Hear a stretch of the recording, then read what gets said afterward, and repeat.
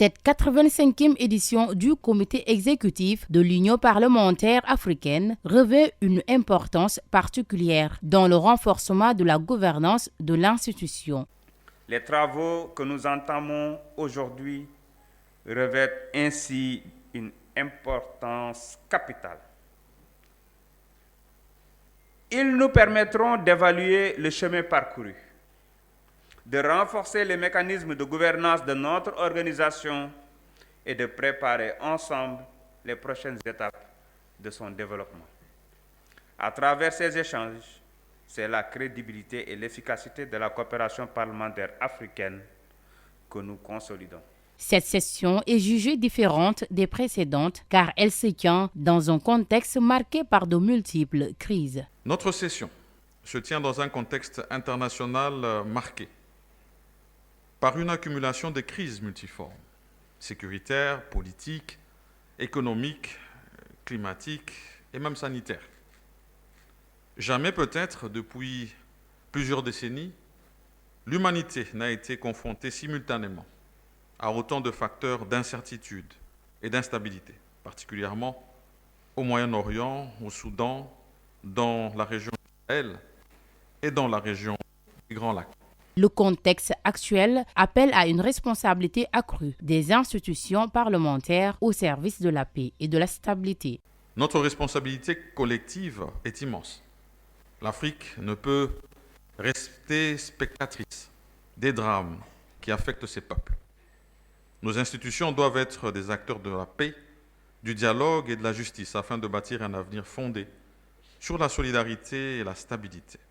Au cours de cette session, les parlementaires vont se pencher également sur les questions financières, les réformes institutionnelles pour améliorer le fonctionnement de l'organisation, ainsi que sur l'élection d'un nouveau secrétaire général. Depuis quelques mois, les personnels de l'UAEZ font face à des retards récurrents dans le paiement de diverses sommes qui leur sont légalement dues.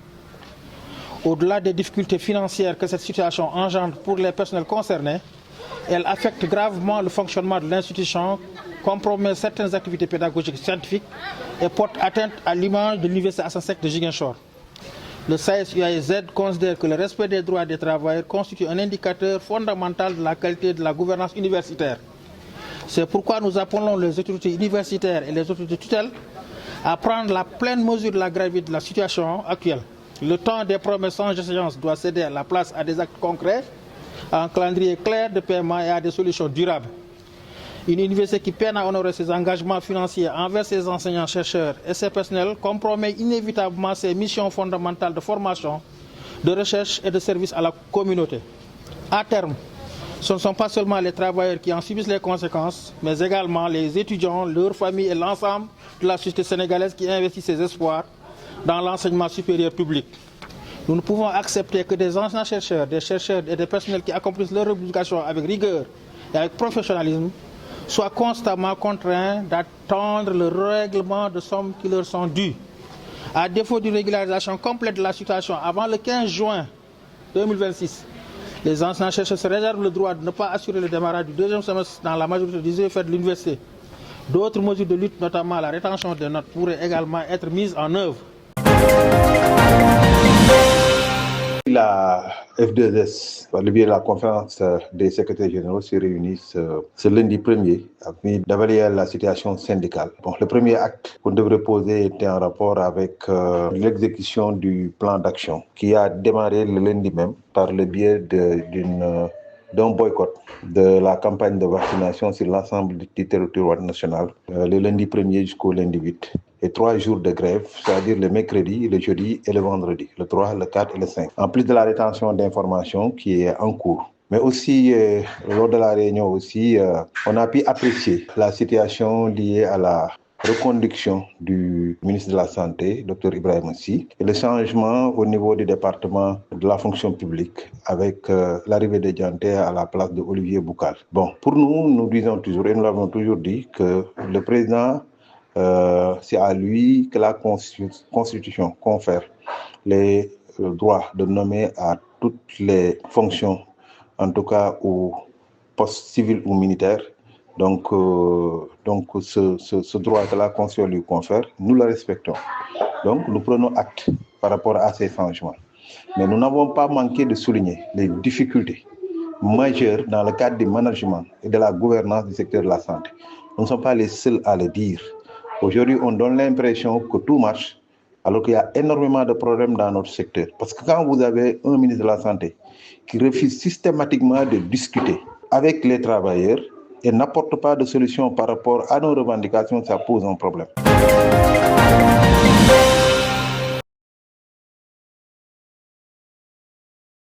En marche vers Sonko 2029, c'est le slogan brandi par la section PASTEF de Bokidjawi pour renforcer la mobilisation et massifier les troupes au niveau communal. Dans cette dynamique, une randonnée pédestre a été organisée réunissant de nombreux militants et sympathisants du parti sous la conduite du coordonnateur Bantawagé. À l'issue de cette activité, le député du PASTEF s'est exprimé sur son importance, soulignant qu'elle s'inscrit dans une démarche de consolidation des bases du parti et de maintien de la dynamique militante. L'activité que je viens de faire, c'est dans le cadre de la massification de la commune de Bokidjawi.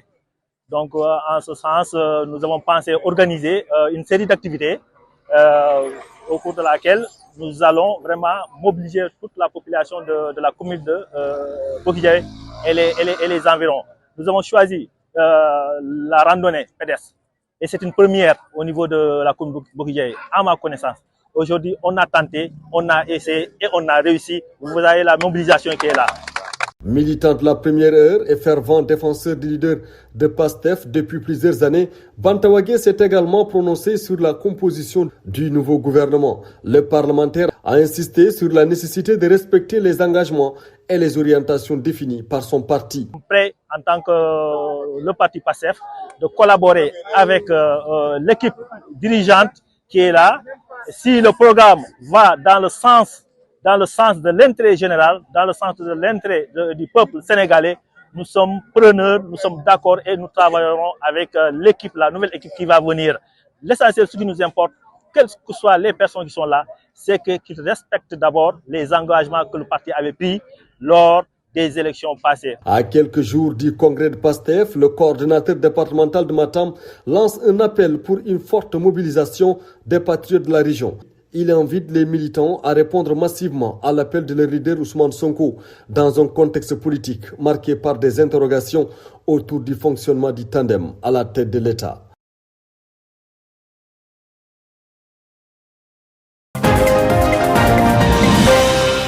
Oui, en effet, nous avons vu la composition du nouveau gouvernement de la République du Sénégal, notre pays. Nous avons constaté la suppression du secrétariat d'État au Sénégal et de l'extérieur. Je considère que c'est une erreur. Je regrette l'absence dans l'attelage d'un ministre ou secrétaire d'État exclusivement consacré au Sénégal et de l'extérieur. Un acquis obtenu de haute lutte de la diaspora depuis les années 84. Inauguré par la regrettée Fambaye Fall Diop. Il est évident que le ministère de l'intégration africaine, des affaires étrangères et des Sénégalais de l'extérieur, confié à un diplomate rompu à la tâche, est une excellente décision. Mais ces charges ne lui permettront pas de gérer au quotidien les lancinantes préoccupations de nos compatriotes établis hors du sol national en appui au consulat. Il serait important de corriger cette lacune. Des ordures qui s'entassent, des eaux usées stagnantes et des odeurs nauséabondes. Le marché Tilène est confronté à une insalubrité préoccupante. Commerçants et clients disent évoluer quotidiennement dans un environnement difficile et alertent sur les risques sanitaires liés à cette situation. Regardez autour de vous, les ordures sont partout. À cela s'ajoutent les eaux usées. Nous sommes obligés nous-mêmes de nettoyer le marché avant de nous installer. Souvent, nous faisons même appel aux camions de ramassage des ordures pour évacuer les déchets. Je crois que la mairie doit travailler davantage. J'interpelle Bamba Fall pour qu'il nous vienne en aide. Il faut une solution. Cette vendeuse de poissons dénonce des conditions de travail de plus en plus compliquées et appelle à une intervention rapide des autorités. Ce que vous voyez, c'est vraiment mieux que ce qui était là lors de ces derniers jours. La situation était plus compliquée. Hier, les eaux usées étaient déversées partout. L'eau est toujours là, Même nous avions essayé d'évacuer ces eaux, mais aujourd'hui ils sont encore là. Ce canal qui est juste à côté dégage une mauvaise odeur. C'est vraiment dangereux pour la santé. Il faut que l'État intervienne. À proximité des étals des vendeurs de Tangana, les eaux usées stagnent. Commerçants et usagers affirment être exposés à d'importants risques sanitaires. Cela nous dérange beaucoup. Ces ordures nous exposent à des risques, alors que nous sommes des êtres humains, comme tout le monde. Mais nous n'avons pas le choix, puisque c'est ici que nous gagnons notre vie. À la fin de la journée, nous sommes obligés de nous laver avec de l'eau et de l'eau de javel. Nous demandons aux autorités d'intervenir afin de nous aider à résoudre ce problème.